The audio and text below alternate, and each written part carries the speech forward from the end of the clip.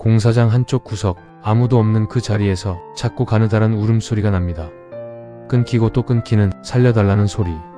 소리가 난 곳을 향해 고개를 돌리면 베이지 색털을 가진 고양이 한 마리가 보입니다.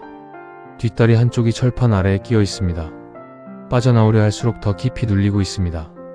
고양이는 이미 여러 번 시도했는지 앞발이 피로로 떨리고 있었습니다. 이 고양이는 과연 살 수 있을까요? 이 고양이가 언제부터 혼자였는지는 아무도 알 수 없습니다. 한때는 누군가의 손길을 받았을 수도 있습니다. 따뜻한 손바닥 위에 놓이고 이름으로 불리고 집안에 햇볕이 드는 자리를 차지했을지도 모릅니다. 하지만 그 기억은 이미 오래전에 사라졌습니다. 지금 남아있는 것은 끝없이 이어지는 골목뿐입니다. 베이지색 털은 한때 깨끗하고 보드라웠겠지만 이제는 먼지와 기름기로 뒤섞여 있습니다. 눈빛만은 여전히 살아있습니다. 조심스럽고 예민하고 그러면서도 어딘가를 찾는 눈빛. 비가 내리던 날도 있었습니다. 피할 곳이 없어 낡은 골목 담벼락 아래 몸을 붙이고 그대로 빗속에 서 있던 밤이 있었습니다. 몸이 흠뻑 젖어도 그 자리를 떠나지 못한 것은 어디로 가야 할지 알 수 없었기 때문입니다. 배고픔은 매일 있었습니다. 쓰레기 봉투 주변을 맴돌고 낡은 상자 안을 뒤지고 누군가 버린 음식 냄새를 따라 걷고 또 걷습니다. 남아있는 것은 거의 없었습니다. 간신히 무언가를 찾아내더라도 다른 고양이에게 밀리거나 사람에게 쫓겨나는 날이 더 많았습니다. 그래도 이 고양이는 매일 거리로 나왔습니다. 살아야 했으니까요. 그것만이 이 고양이가 매일 반복하는 단 하나의 이유였습니다. 그날도 배고픔은 여전했습니다. 이른 저녁, 고양이는 골목을 따라 천천히 이동하고 있었습니다. 몸은 지쳐 있었지만 코는 멈추지 않고 냄새를 맡고 있었습니다. 그리고 어딘가에서 희미하게 음식 냄새가 흘러왔습니다. 고양이는 발걸음을 멈추었습니다. 냄새를 따라 고개를 천천히 돌립니다. 방향은 분명합니다. 오래된 건물 사이 인부들이 빠져나간 공사장 쪽이었습니다. 위험한 곳입니다. 들어가면 안 된다는 것을 본능적으로 알고 있습니다. 하지만 배는 그것을 무시합니다. 고양이는 조심스럽게 공사장 안으로 들어서기 시작합니다. 낮에 사람들이 작업하던 흔적이 고스란히 남아 있습니다. 시멘트 포대, 쌓아둔 나무 판자, 그리고 바닥에 넓게 깔린 철판들. 정리되지 않은 자재들이 사방에 놓여있는 바닥을 고양이는 한 발씩 조심스럽게 디딥니다. 앞발 조심, 뒷발 조심. 음식 냄새가 점점 가까워집니다. 고양이의 걸음이 빨라집니다. 그 순간이었습니다. 발 아래에서 무언가가 삐걱거립니다. 그리고 단 0.5초 만에 기울어진 철판이 뒷다리 한쪽을 물어버립니다. 짧고 날카로운 금속 소리. 고양이는 그대로 굳습니다. 처음에는 무슨 일이 벌어졌는지 고양이 자신도 이해하지 못했을 것입니다. 본능적으로 몸을 빼내려 합니다. 앞발로 바닥을 긁습니다. 힘껏 당깁니다. 하지만 다리는 빠져나오지 않습니다. 더 세게 당깁니다. 그 순간 철판이 조금 더 움직이며 다리를 더 깊이 눌러버립니다. 고통이 왔습니다. 고양이는 짧게 울었습니다. 조용한 공사장에 그 울음이 퍼졌지만 들을 사람은 아무도 없었습니다. 다시 시도합니다. 또 시도합니다. 몇 번이고 반복합니다. 하지만 결과는 같습니다.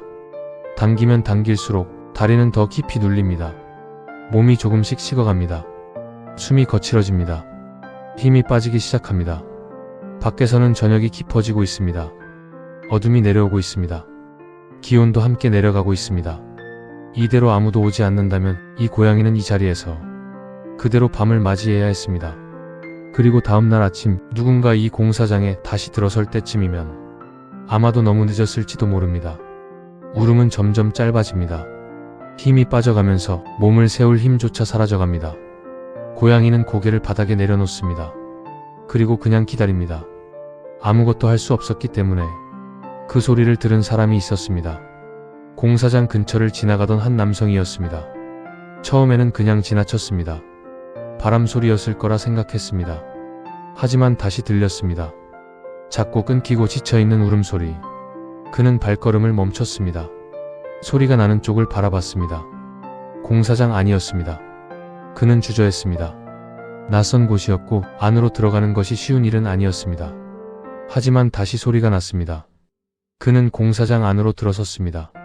자재들 사이를 조심스럽게 지나며 소리가 나는 방향을 따라갑니다. 그리고 발견했습니다. 철판 아래에 다리가 끼인 채 힘없이 바닥에 누워있는 고양이를 눈이 마주쳤습니다. 고양이는 울지도 않았습니다. 도망치려 하지도 않았습니다. 그냥 바라봤습니다. 살려달라는 것인지 이제 다 괜찮다는 것인지 알 수 없는 눈빛으로 그는 즉시 철판을 밀었습니다. 꿈쩍도 하지 않았습니다. 주변을 둘러봤습니다. 길게 놓인 철막대가 눈에 들어왔습니다. 그는 철막대를 집어들어 철판 아래에 끼워 넣었습니다. 천천히 조심스럽게 힘을 줍니다. 철판이 조금 들렸습니다. 딱 그만큼의 틈. 그는 한 손으로 막대를 누른 채 다른 손으로 고양이의 몸을 천천히 끌어냈습니다. 고양이가 바닥에 놓였습니다. 잠시 침묵이 흘렀습니다. 고양이는 가쁜 숨을 쉬었습니다. 눈을 깜빡였습니다. 살아있었습니다. 안도는 오래가지 않았습니다.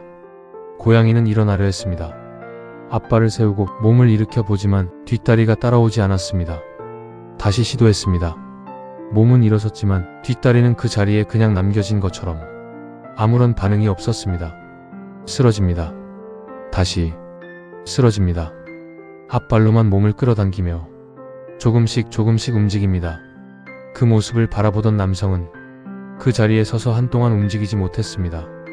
구해냈지만 이 고양이는 이제 혼자서는 걷지 못하게 되었습니다. 길고양이가 걷지 못한다는 것은 그것이 무엇을 의미하는지 그 누구보다 이 고양이가 가장 잘 알고 있었을 것입니다. 먹이를 구할 수도 없고 위험을 피할 수도 없고 비를 피할 곳도 스스로 찾아갈 수 없습니다. 고양이는 그래도 앞발을 움직였습니다. 어디를 향하는지도 모른 채 그냥 움직였습니다. 포기하지 않았습니다. 그는 결정했습니다. 이대로 둘 수는 없었습니다. 고양이는 조심스럽게 안아 올려졌습니다. 처음에는 몸을 잔뜩 굳혔지만 곧 체온을 느낀 탓인지 천천히 힘을 풀었습니다. 그날 이후 고양이는 따뜻한 공간에 놓였습니다. 조용한 방, 부드러운 바닥, 옆에는 물 한 그릇과 사료가 담긴 작은 접시. 고양이는 처음에는 다가가지 않았습니다. 경계했습니다. 구석에 몸을 붙이고 멀리서 바라봤습니다. 시간이 조금 지났을 때 고양이는 조심스럽게 앞발을 움직여 사료 쪽으로 다가가기 시작했습니다. 그리고 먹었습니다. 느리지만 꾸준히 살아남기 위한 식사였습니다. 며칠 뒤 수의사에게 데려갔습니다. 엑스레이를 찍었습니다. 결과는 명확했습니다. 뒷다리 신경이 손상되어 있었습니다. 자연 회복은 어려운 상태. 작은 주사가 놓였습니다. 상태를 안정시키고 염증을 줄이기 위한 처치. 고양이는 의외로 조용히 받아들였습니다. 소리도 내지 않았습니다. 그냥 눈을 가늘게 뜨고 가만히 있었습니다. 마치 이미 더 아픈 것들을 너무 많이 겪어온 몸처럼. 며칠이 지나고 작은 보조장치가 도착했습니다. 고양이를 위한 작은 휠체어였습니다. 몸통을 받쳐주고 뒷다리 대신 바퀴가 움직임을 도와주는 아주 작고 정교한 장치. 처음 이 장치를 착용했을 때 고양이는 그게 무엇인지 전혀 이해하지 못했습니다. 몸에 무언가 낯선 것이 붙어있다는 것만 알았습니다. 그래서 움직이지 않았습니다. 그냥 서 있었습니다. 아주 오랫동안. 그러다가 조심스럽게 앞발을 한 걸음 내딛었습니다. 바퀴가 굴렀습니다. 고양이는 놀라서 그대로 멈췄습니다. 잠시 후 다시 앞발 한 걸음. 바퀴가 굴렀습니다. 이번엔 조금 덜 놀랐습니다. 앞발을 한 번 더 내딛었습니다. 그리고 균형을 잡지 못하고 옆으로 쓰러졌습니다. 그래도 다시 일어났습니다. 앞발로 바닥을 짚고 천천히 몸을 세웁니다.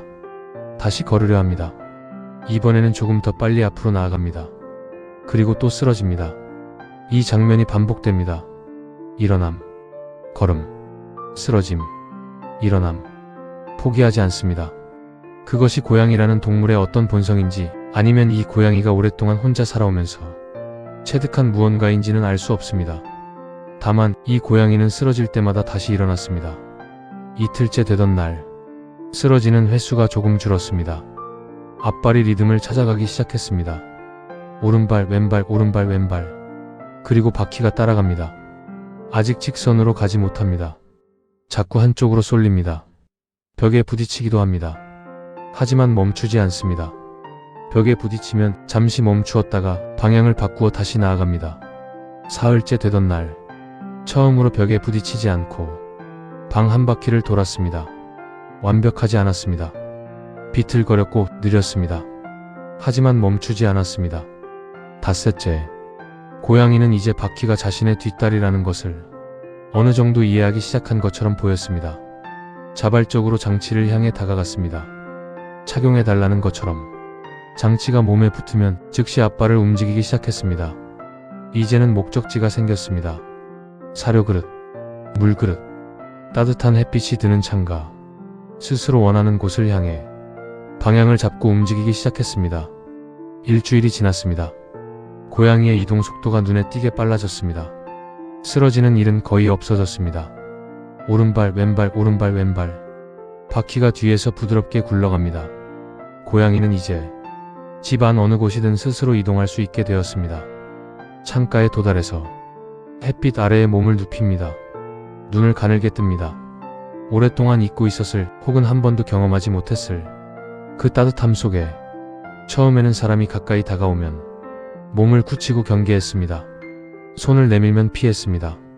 하지만 시간이 흘렀습니다. 밥이 매일 같은 시간에 놓이고 물이 항상 깨끗하게 채워지고 아무도 위협하지 않는 공간 안에서 고양이는 조금씩 달라졌습니다. 어느 날 손을 내밀었을 때 고양이가 피하지 않았습니다. 그냥 바라봤습니다. 그 다음날 코를 살짝 가져다 댔습니다. 냄새를 맡았습니다. 그리고 고개를 손 쪽으로 살짝 기울였습니다. 그 작은 움직임이 이 고양이가 지금껏 누군가에게 보낸 가장 큰 신뢰의 표현이었을 것입니다. 지금 이 고양이는 따뜻한 공간 안에 있습니다. 창가에는 햇빛이 부드럽게 들어오고 사료는 매일 제때 놓이고 물은 언제나 깨끗합니다. 오후가 되면 고양이는 바퀴 장치를 달고 집안을 천천히 돌아다닙니다. 창문 앞에 멈춰 바깥을 바라보기도 하고 따뜻한 바닥 위에 앉아 몸을 둥글게 말기도 합니다. 더 이상 비를 피할 곳을 찾아 헤매지 않아도 됩니다. 더 이상 쓰레기 봉투 주변을 맴돌지 않아도 됩니다. 이 고양이는 걷지 못하게 된 뒷다리로 새로운 방식의 걸음을 배웠습니다. 그리고 그 걸음으로 자신의 자리를 찾았습니다. 그날 공사장 앞을 지나다 그 작은 소리를 듣고 멈춰선 한 사람 덕분에 이 고양이는 오늘도 살아있습니다. 길 위에서 살아남는 것은 강하기 때문만이 아닙니다. 어떤 존재는 그냥 계속 버텨냅니다. 이유를 알지 못한 채로. 그리고 어느 날 그 버팀이 누군가의 눈에 닿을 때 새로운 하루가 시작됩니다. 이 고양이에게 그 하루는 오늘도 계속되고 있습니다.